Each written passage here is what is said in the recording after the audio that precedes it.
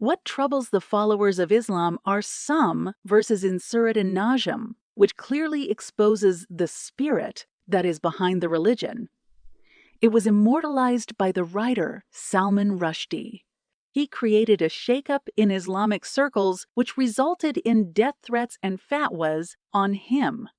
Let us see how the Satanic Verses came into being. Keep watching.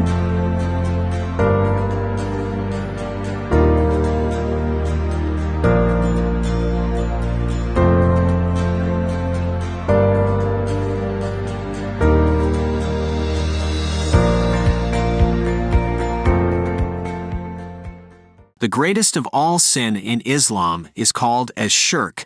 Shirk is an Islamic terminology where the worshipper associates others with Allah. This is an incident in which Muhammad associated the daughters of Allah as intercessors and worshipped them to make the Qurayshis feel happy, and arrived at a compromise with the pagans of Arabia. This is that portion where Muhammad agreed to have got the verse from Satan, in which he commanded his followers to bow down to the daughters of Allah. The name of the daughters of Allah were Lat, Manat, and Uzza. We don't see that portion in today's Quran, because it was rewritten by Muhammad to cover up the mess he created in Mecca. It remained in his Quran for over 7 years before he changed it.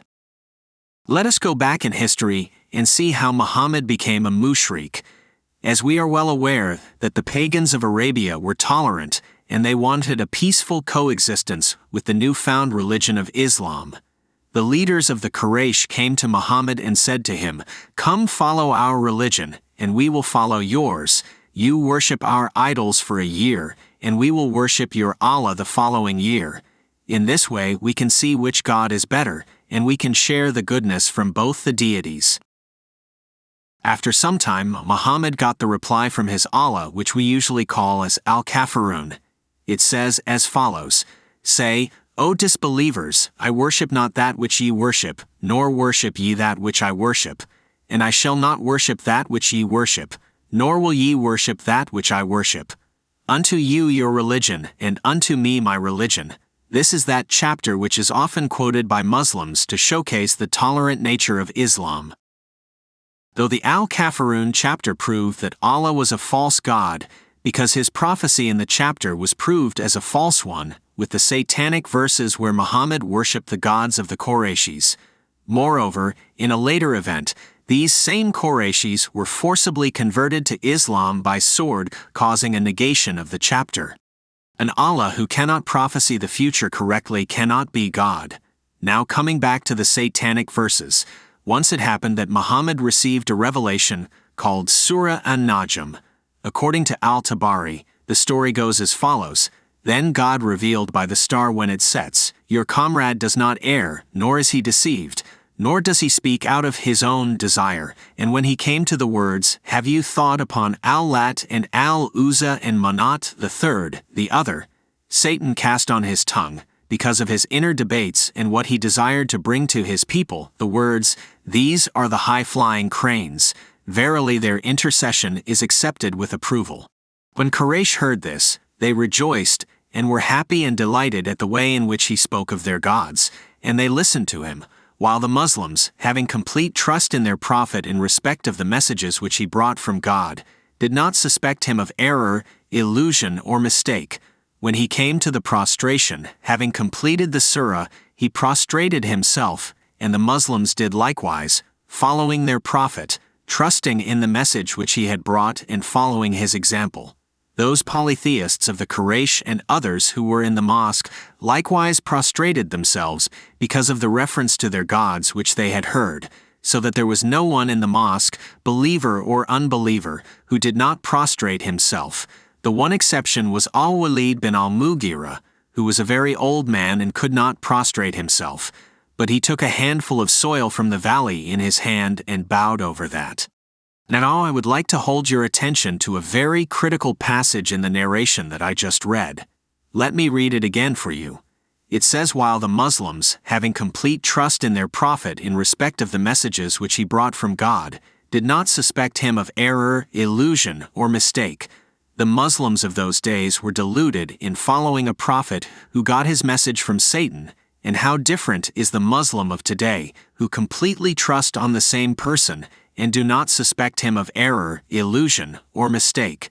Think about it. I am reminded of a quote by the former President of the United States, Ronald Reagan, where he is oft quoted as saying, "Trust but verify." My Muslim friends, please verify your prophet, and do not follow him blindly. Now let us try to compare both the verses that Muhammad originally received, and the verses that he changed to cover up the blunder after reciting it for 8 years. In the present Quran, we read that the verse 21 says, "Do you prefer to have sons, while you attribute to him daughters?" The original of the verse was, "These are the high-flying cranes. Verily their intercession is accepted with approval."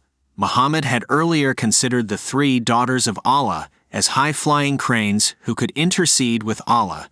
And when he was questioned by the people of Medina regarding this verse, he accepted that Satan had cast the verse into his mouth, and he had been reciting it likewise all along.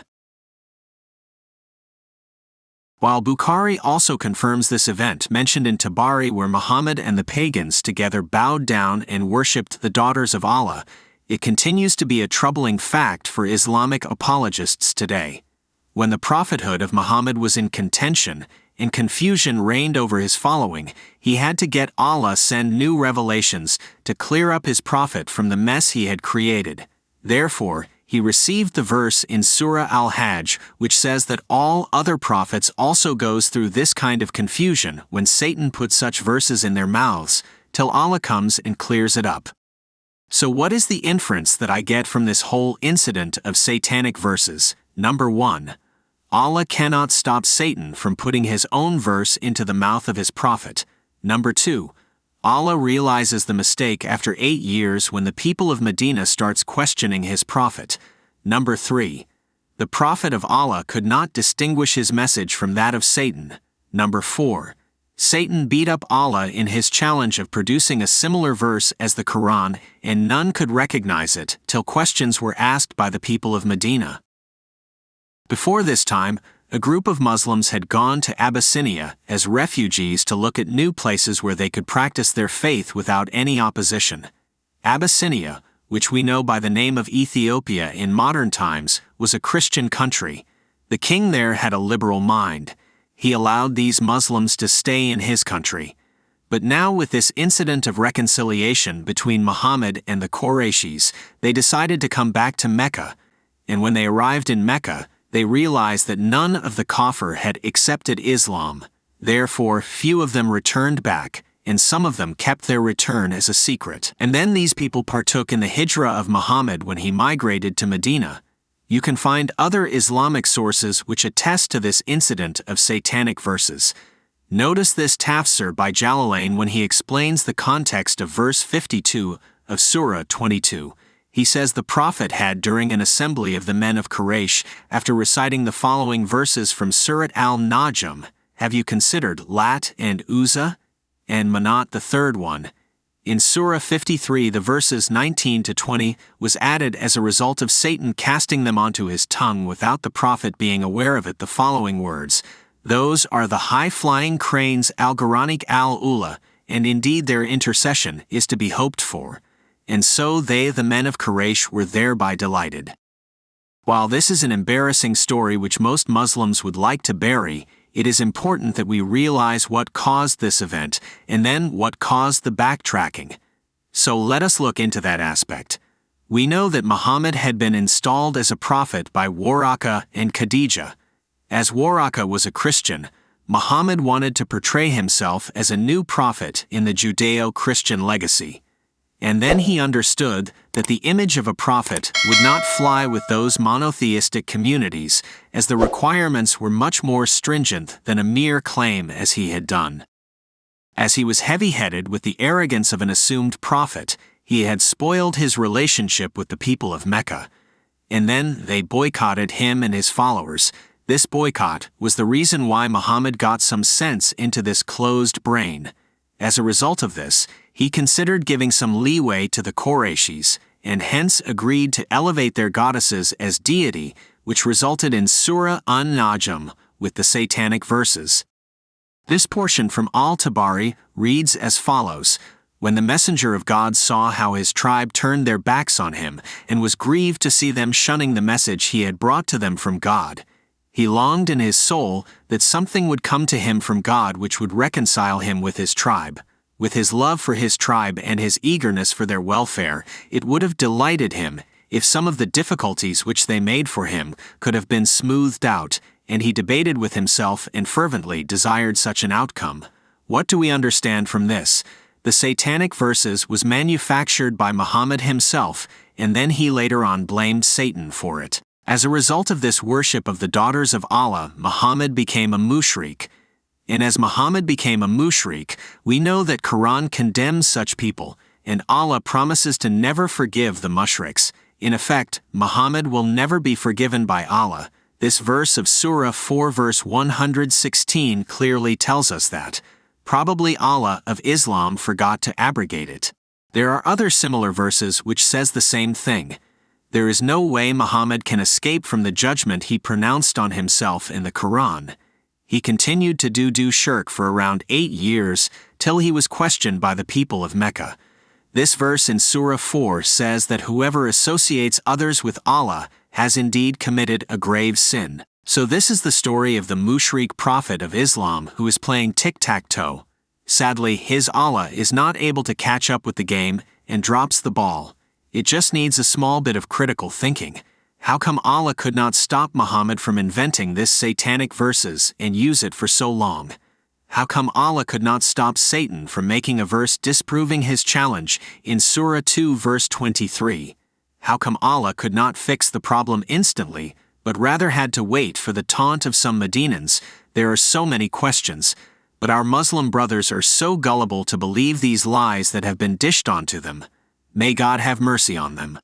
I would like to end this video with a challenge to our Muslim friends. The challenge is this: send me 5 good things practiced by Muhammad in his lifetime, which any person can follow for a better life. It has to be appealing to the conscience of all humans and should be exclusive to the life of the Prophet. I am reiterating again, these 5 things should have been practiced by the Prophet of Islam, not just said, but practiced.